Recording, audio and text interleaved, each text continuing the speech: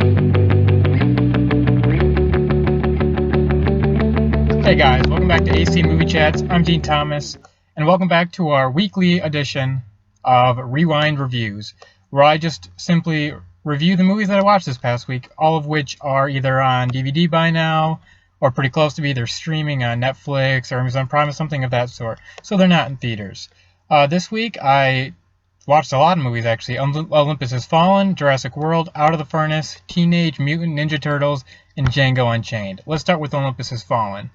With the news breaking that the sequel to Olympus Has Fallen, London Has Fallen, is being pushed back from January to March, kind of got me thinking of Olympus Has Fallen, and I kind of wanted to check the movie out again. And I just say I do like it. I like it a lot. It's a brutal kind of throwback to an 80s action movie, hyper violent, circling around Gerard Butler, who was a Secret Service agent, left the service because of some events that unfold in the movie, and then has to come back to rescue the president when the White House is overrun by some terrorists. And like I said, it gets into some brutal, hyper-violent action, and it's just enjoyable. It's not a great movie. The story's okay. Some of the visual effects aren't the greatest, but overall, it's an entertaining movie, and that's all I guess you could really ask for, especially when it opened up around the same time as White House Down with Jamie Foxx and Channing Tatum, which was awful. So I enjoyed it, and I'm glad I spent my money to watch this one in theaters over that one. And it's directed by Antoine Fuqua. A little weird that a director of his talent decided to direct this. You can see some of his style come across in it. Don't know why he did the project and overall, but I do like the movie. It's a lot of fun. I'd probably give it about a 6 out of 10. It's worth checking out. It was on. I don't think it's on Netflix anymore because I bought it on DVD because I do enjoy it. It's just something you can sit down, kind of in the vein of a Die Hard, and just have a good time. Up next is Jurassic World, which was actually being screened at my at where I go to school because some college universities get the movies a little bit early, just to show their students. So I got to go watch it for free again for the third time now, and I still enjoy the movie. It's a lot of fun. Once again, it's just a bunch of action, and it has a lot of cool throwbacks to the original. And to me, it's by far the best sequel to Jurassic Park, the great Steven Spielberg film. The story is a little lacking. I mean, there really isn't much of one. It's brand new characters. They're back on the... You'd think they'd learn that maybe these parks aren't such a great idea, but it's a movie. They're going to do great. And then somehow, whatever happened to this movie, it broke the all-time box office record for opening weekend, made over $1 billion worldwide. So something hit with this movie, and I see why. It's a fun family movie. It does give you some of those tension, kind of scary moments that the old one always delivered on. The original one that always delivered on. It's got a lot of cool scenes. Sometimes the special effects are a little over the top, and it's a little predictable at times. Some of the characters a little one-noted. But when you throw Chris Pratt in there, I mean, I'll watch that guy do anything. He's always engaging on screen. He's always funny, and he's such an action star right now. He's huge. So I do enjoy Jurassic World. I'd give it a 7 out of 10. Nothing special, but a lot of fun, worth checking out. Up next is Out of the Furnace, which I recently just learned was directed by Scott Cooper, who directed the movie Black Mass, which is currently in theaters. And you can check out my review on that right here on the my YouTube channel. So if you want to know what I thought of Black Mass, check that out.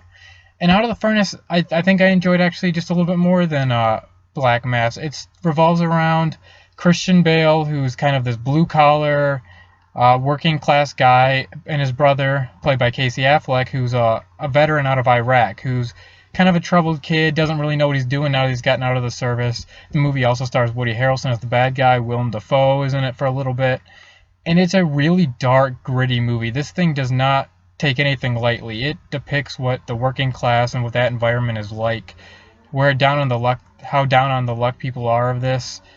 And it's brutal at times, and Woody Harrelson plays a very convincing and despicable man and villain in this.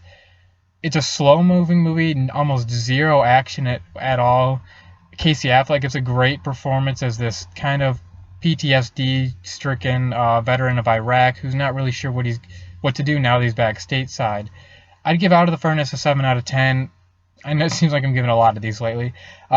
Didn't do anything incredibly new or special, but it's not a fun movie to watch, but it's a well-made movie with a pretty compelling story and characters. So I'd suggest if you can find this one, go ahead and check it out. And up next we have Teenage Mutant Ninja Turtles. And my god, what a piece of garbage. The movie is just awful. I didn't go and see it in theaters because it didn't look like anything special, but I thought, hey, give it a shot. You never know. It's produced by Michael Bay, which might say some of it, and it looks like a Michael Bay film. It feels like a Michael Bay film. It's just so ridiculous. The acting is atrocious. Megan Fox, I mean, she can no longer get away with just her looks. I mean, she is just awful. Every single character in this is one noted. The villain's not good. And as someone who wasn't a huge fan of the Teenage Mutant Ninja Turtles originally, I did watch the cartoon some. I enjoyed it. I thought they did a pretty good well with like Raphael with his character keeping him true, but then they changed, like they dialed certain characters back. Like Michelangelo I thought was dialed back some. But then Shredder was taken over the top, like way over the top, and it was just kind of ridiculous. And then there's so much special effects in this movie, just unreasonable. I mean, I understand that the turtles themselves are gonna have to be, but the special effects themselves didn't even look very good. And for a movie that came out just last year, you thought they would have been a little bit better. There's so many scenes in this that are just straight CGI that it's just kind of like, well, I mean, there's no directing in this at all anymore. There's nothing special. You just let a computer do all the work, and it's just, I could hardly watch the thing. They cram so much into it, yet they take so many liberties that's so cliche. Like I said, the characters are all one-noted.